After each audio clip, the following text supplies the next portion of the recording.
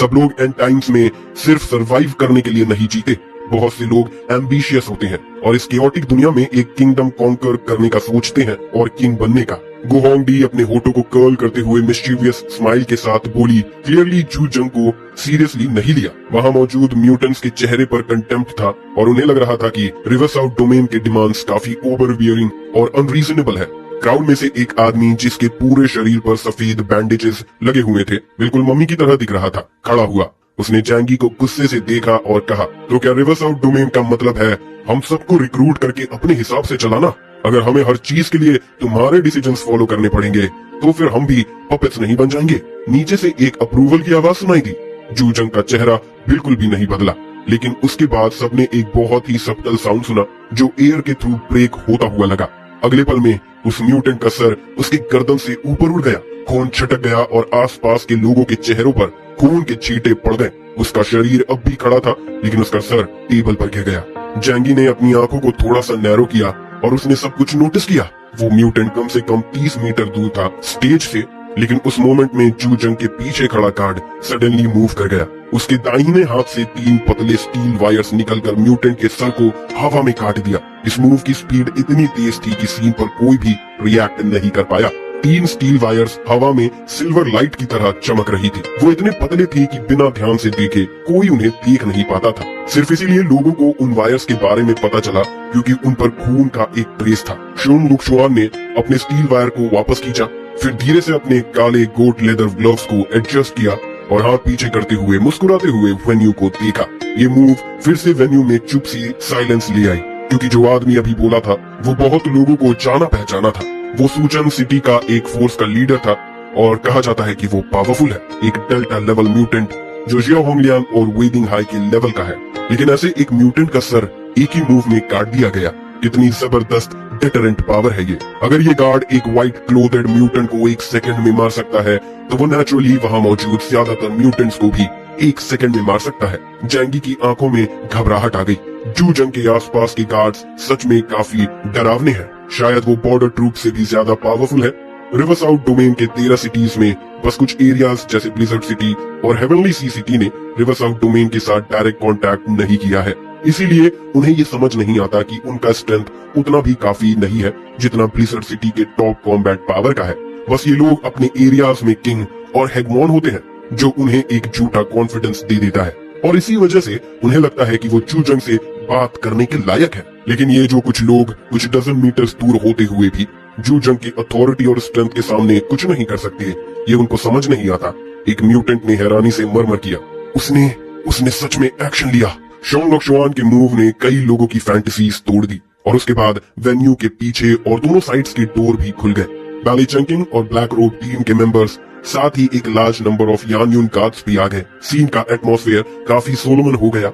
Dang शेंगटोन ने अपने wrist को ट्विस्ट किया। उसकी आंखों में एक कोल्ड लुक था और मुंह पर एक मॉकिंग स्माइल था। ये स्ट्रॉन्ग प्रेजेंस ऑफ ऑपरेशन ने सभी को थोड़ा पैनिक्ड कर दिया। जैंगी की आंखों में चमक थी। वो ये नहीं सोच रहा था कि ब्लिजर्ड सिटी एक्शन लेगा, लेकिन वो अपनी एस्केप प्लान के लिए रेडी था। इसी वक्त जू जंग की आवाज स्पीकर से आई, मुझे गलत मत समझना। उसने सब लोगों को कोल्ड वे में देखते हुए कहा, मैं आपसे डिस्कस नहीं कर रहा हूँ, मैं बस आपको इन्फॉर्म कर रहा हूँ। जो भी मेंबर सुपर पावर फेडरेशन में शामिल होने से मना करेगा, उसे फेडरेशन और रिवर साउथ डोमेन का विरोधी माना जाएगा और ऐसे फोर्सेस और ऐसे लोगों का इस जमीन पर रहना जरूरी नहीं है। जैंगी ने अपने चेहरे पर इंडिफरेंट स्माइल दिखाई। ये तो वैसे ही होना चाहिए था, उसने सोचा। उसने ये पहले ही समझ लिया था, लेकिन उसे ये नहीं उम्मीद थी कि इतने सारे इडियोटिक लोग एक बेहोमौत जैसे रिवर साउथ डोमेन के साथ बात करने का सोचेंगे। कुछ तो सीधा खड़े होके अपोजिट ट्यून गाने की कोशिश कर रहे थे। शायद उनके दिमाग को 60 डिग्री बिलो जीरो के टेम्परेचर ने फ्रीज कर दिया था। कुछ भी जैंगी के एक्सपेक्टेशन के परे नहीं था। आखिरकार उसने ये सब पहले बैली चंकिंग से डिस्कस किया था और रिवर साउथ डोमेन के कंसिडरेशंस भी समझते थे। सच में वो इस मूव को काफी रीजनेबल समझ रहा था। अगर जैंगी जू जंग की अपोजिशन पर होता तो वो भी वही स्ट्रेटेजी अपनाता, वरना अगर केओस और लड़ाई हर जगह चलती रही तो पूरा रिवर साउथ डोमेन फिर से टूट जाएगा। अगर बाद में एक्सटर्नल फोर्सेस का इन्वेजन होगा तो वो क्या यूज करेंगे रेसिस्ट करने के लिए? जैंगी के पास कुछ ऑप्शंस थे, लेकिन वो इतने बड़े नहीं थे। अगर किसी ने रिवर साउथ डोमेन से उसको मारने को बोला तो वो नहीं मानता।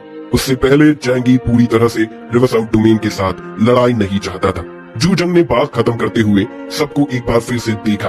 अब जो शौक था उसके बाद कोई भी पहले बात करने की हिम्मत नहीं कर रहा था। तो जो मैंने कहा उससे कौन एग्री करता है और कौन नहीं? जू जंग ने सबसे पूछा और सब एक दूसरे को देखकर साइलेंटली डिसाइड कर लिया कि कुछ नहीं बोलेंगे। जू जंग ने ठंडी आवाज में कहा, अगर तुम लोग कुछ नहीं कहते तो मैं मान लूंगा कि तुम सब सहमत हो। अब इस मेंबरशिप एप्लीकेशन फॉर्म पर साइन करो। जब जू जंग ने अपना बयान पूरा किया, उसकी सेक्रेटरी लांग शिंगचोंग ने अपनी चश्मे की तरफ देखा और यान्युन गार्ड को बाहर बुलाया। तुरंत दो टीम्स जो 2 एल से आ रही थी, उनके पास प्रिपेयर्ड मेंबरशिप एप्लीकेशन फॉर्म्स थी और उन्होंने फॉर्म्स को हर एक फोर्स के लीडर तक पहुंचा दिया। जैसे ही उन्होंने साइन किए, इसका मतलब होगा कि अब से वो सब ऑफिशियली रिवरसाउथ डोमेन के अंडर एक पावर ऑर्गेनाइजेशन का हिस्सा बन जाएंगे और रिवरसाउथ डोमेन की तरफ से उन्हें इंस्ट्रक्शंस मिलेंगी। जैंगी को भी ये फॉर्म दिया गया। उसने जल्दी से उसे पढ़ा।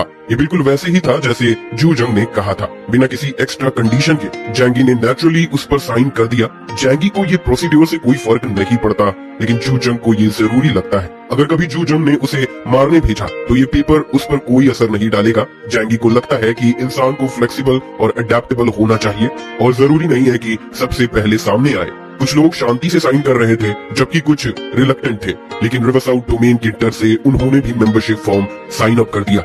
जू जंग ने जब लांग शिंगचोंग के हाथ में मेंबरशिप फॉर्म्स की एक मोटी पत्ती देखी तो उसने संतुष्ट होकर अपने चेहरे पर मुस्कान देते हुए कहा, फिक्र मत करो, मैं तुम्हें बेकार काम करने नहीं दूंगा। हर महीने तुम्हें एक सप्लाई मिलेगी जिसमें वेपन्स और इक्विपमेंट शामिल होगा जो खास रिवरसाउथ डोमेन के लिए बनाए जाएंगे, और अगर तुम लोग असाइन टास्क कंप्लीट करोगे तो तुम्हें खास रिवॉर्ड मिलेंगे। जब जू जंग ने अपना बयान पूरा किया, उसने अपने जैकेट के पॉकेट से एक छोटी सी ग्लास बोतल निकाली और अपनी उंगलियों के बीच में उसे पकड़ लिया। सभी की नजर उस छोटी सी ग्लास बोतल पर थी और सब लोग जानने के लिए क्यूरियस हो गए कि ये क्या चीज है। जू जंग ने गहरी आवाज में कहा, ये चीज कंपाउंड NO2 के नाम से जानी जाती है। इसका काम है लोगों के सुपर पावर्स को इंस्पायर करना और उनकी छुपी हुई पोटेंशियल को अनलीश करने में मदद करना। सीधी बात में इसे इस्तेमाल करने के बाद आपके सुपर पावर्स काफी स्ट्रॉन्ग हो जाएंगे। ये चीज मिशन रिवॉर्ड्स के लिस्ट में भी है। कंपाउंड NO2 के फंक्शंस को सुनकर सभी की आंखों में चमक आ गई। अब तक जो भी तरीका उन्होंने अपने सुपर पावर्स को मजबूत बनाने का सोचा था वो डिवॉवरिंग, किसी के ओरिजिन को छीन लेने का था, लेकिन ये अप्रोच काफी मुश्किल थी। पहले तो उन्हें किसी को मार के उसका ओरिजिन छीनना पड़ता था, जो अपने आप में काफी मुश्किल काम था क्योंकि म्यूटेंट्स की गिनती अभी भी काफी कम थी।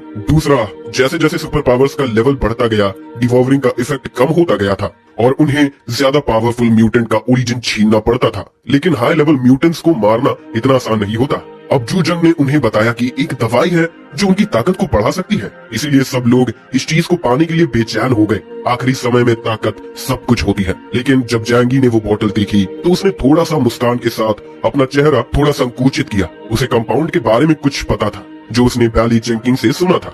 रिवरसाउथ के रीजनल हेडक्वार्टर्स की इतनी ताकत और हाई लेवल म्यूटेंट्स होने का रीजन उन्हीं कंपाउंड से है जो उन्होंने डेवलप किए हैं। और बियान जिन्वू भी कंपाउंड का इस्तेमाल करने वाला लगता है और उसके आसपास के म्यूटेशन के साइड इफेक्ट्स भी उसी कंपाउंड की वजह से थे। जैंगी जानता था कि आपको एक छोटी सी वक्त में ताकत मिल सकती है, लेकिन उसके साथ काफी बड़ा रिस्क भी होता है। जैंगी ऐसे किसी एक्सचेंज का हिस्सा नहीं बनना चाहता था, लेकिन ये बात भी दिखाई दे रही थी कि बाकी सब लोग इस चीज के लिए पूरी तरह से अट्रैक्ट हो गए हैं। कोई ना कोई वजह तो होगी जिससे रिवरसाउथ डोमेन में इतने स्ट्रॉन्ग म्यूटेंट्स हैं। ये लगता है कि उनको ड्रग से मदद मिलती है। क्या हम भी ये ले सकते हैं?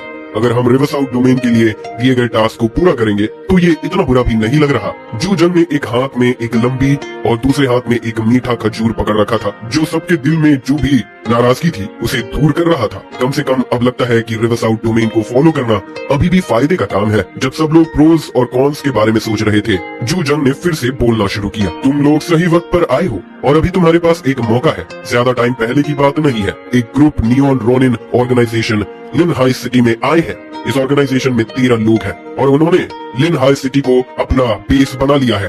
अगर कोई इन रोनिन को मार गिराता है तो उसे 10 कॉपीज कंपाउंड NO2 मिलेंगे और लिन हाई सिटी पर कंट्रोल करने का हक भी। नीचे की तरफ शोर मच गया क्योंकि नियॉन रोनिन का नाम काफी शॉक करने वाले थे। चाहे पहले कोई भी जंग हुई हो, चाहे वो जिंदगी और मौत का सवाल हो, सब कुछ अपने फैमिली अफेयर्स थे। लेकिन अब जबकि बाहरी दुश्मन उनकी जमीन पर चढ़ गए हैं, उनका गुस्सा तुरंत बदल गया। वो नियॉन रोनिन है, उन्होंने हमारे देश की जमीन पर कदम रखा, ये तो वैसे ही मौत को बुला रहे हैं। क्या समझते हैं वो अपने आप को? जब दुनिया का अंजाम आ गया है, मारो उन सारे डैम रोनिन्स को, एक भी नहीं बचना चाहिए। जैंगी भी थोड़ा और घबराकर सोचने लगा, नियॉन रोनिन, ये लोग वैसे ही बदमाश हैं ये लोग चाइना के शहर में घुस आए हैं और अपना कब्जा बना लिया है। तो इससे ये भी साबित होता है कि उन्होंने यहाँ के लोकल फोर्सेस को मार गिराया है। ये किसी भी सूरत में बर्दाश्त नहीं किया जा सकता। अंकल यू ने अपने दांत खींच के उन्हें गाली देते हुए कहा, ये सरासर बेइज्जती है, इन्हें मार डालना चाहिए। सबके चेहरे पर गुस्सा था और कुछ लोग तो जूजंग के दिए गए कंडीशन को सुनकर काफी प्रभावित हुए। 10 कॉपीज कंपाउंड नैनो 2 से 10 म्यूटेंट की ताकत काफी बढ़ सकती थी, जो किसी भी ऑर्गेनाइजेशन को बहुत ज्यादा स्ट्रॉन्ग बना सकता था। लेकिन सबसे ज्यादा जो चीज टेम्पटिंग थी वो था लिन हाई सिटी पर कंट्रोल। लिन हाई सिटी के लोकल फोर्सेस को तो रोनिन ने एलिमिनेट कर दिया है। इसका मतलब ये था कि जो भी ये काम पूरा करेगा वो लिन हाई सिटी का एब्सोल्यूट किंग बन जाएगा और उसकी पहचान और ताकत को रिवरसाउथ डोमेन की तरफ से मंजूरी और प्रोटेक्शन मिलेगी। बहुत लोग इस आइडिया से प्रभावित हो गए थे, लेकिन कुछ लोग इस टास्क की रिस्की नेचर के बारे में भी सोच रहे थे। आखिरकार वो रोनिन ऑर्गेनाइजेशन जो है, उन्होंने पूरे लिन हाई सिटी के म्यूटेंट फोर्सेस को मार गिराया है। जूजंग ने नीचे के लोगों के चेहरे पर जो बदलाव देखा, उससे समझ गया कि कुछ लोग अभी भी इस स्पेसिफिक इंफॉर्मेशन का इंतजार कर रहे हैं। जूजंग ने किसी भी तरह का खेल ना खेलते हुए रोनिन के बारे में सभी जानकारी दे दी। ये ग्रुप रोनिन का नॉर्दर्न जापान से है। इनका एक लोकल गैंगस्टर ऑर्गेनाइजेशन है जिसका नाम मून ऑफ इरोजन है। जब इन्होंने कांतो पर अपना कब्जा कर लिया तो उन्होंने अपना टारगेट चाइना की जमीन को बनाया, इसीलिए ये समुद्र पार करके यहाँ आए हैं। हमने जापान के टॉप लीडर से बात की है। ये लोग उनके ऑफिशियल लीडर से कुछ भी नाता नहीं रखते। ये सिर्फ एक प्राइवेट ग्रुप है, इसीलिए तुम सब बिना किसी डर के ये हंटिंग कर सकते हो। हाँ, इनकी ताकत भी स्ट्रॉन्ग है, तो तुम्हें तैयार रहना होगा। लेकिन हमारे पास ज्यादा लोग हैं और अगर तुम चाहो तो कोई भी ये टास्क पूरा कर सकता है। बस मैं चाहता हूँ कि तुम इनके 13 लीडर्स के सर काट कर यहाँ लाओ। एक अजीब इंसान नीचे अपना हाथ धीरे से उठाता है। जूजंग और जैंगी ने उसे देखा। वो एक ऐसा इंसान था जो काफी टाइटली लपेटा गया था, सिर्फ उसकी आंखें दिख रही थी। जैंगी ने इसे पहले सबवे प्लेटफॉर्म पर देखा था। ये इंसान एक मिलिट्री ऑरा रखता था और लगता था कि ये एक रिटायर्ड वेटरन है। इस बार ये भी अपना एक फ्रैक्शन का लीडर था। वेटरन ने कहा, जापान के टॉप लीडर्स ने कहा है कि ये लोग उनसे नहीं नाता रखते, लेकिन ये बात बिल्कुल भी भरोसे के लायक नहीं है। अगर हम मिशन पर जाते हैं और दूसरी तरफ से हमला होता है तो क्या होगा? कई लोग ने वेटरन की बात से सहमत होते हुए अपना सर हिला दिया। जापान में काफी लोग बेईमान और दो चेहरे वाले होते हैं। क्या उनकी बातों पर भरोसा किया जा सकता है? अगर हम मिशन पर जाएं और पता चले कि ये लोग बस जापान के एडवांस स्काउट हैं और बाद में उनके और रीइंफोर्समेंट्स भी आने वाले हैं, तो हम खुद को खतरे में डाल देंगे।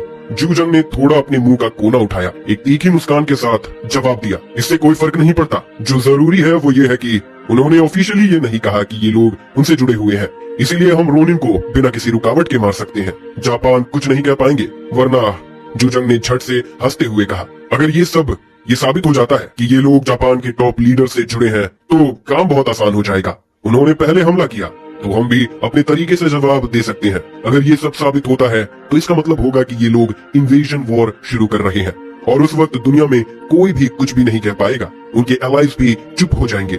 जूजंग के शब्दों ने सबको और ज्यादा हिम्मत दी। रिवरसाउथ डोमेन की ताकत के साथ उनको बिल्कुल भी चिंता करने की जरूरत नहीं थी। बस उनको रोनिन को टारगेट करना था और एक बड़ी शिकार शुरू करना था। वेटरन ने चुपचाप सर हिलाकर जूजंग की बात से सहमति दिखाई। अब बात थी रिवरसाउथ के 12 शहरों की फोर्सेस को मोबिलाइज करने की।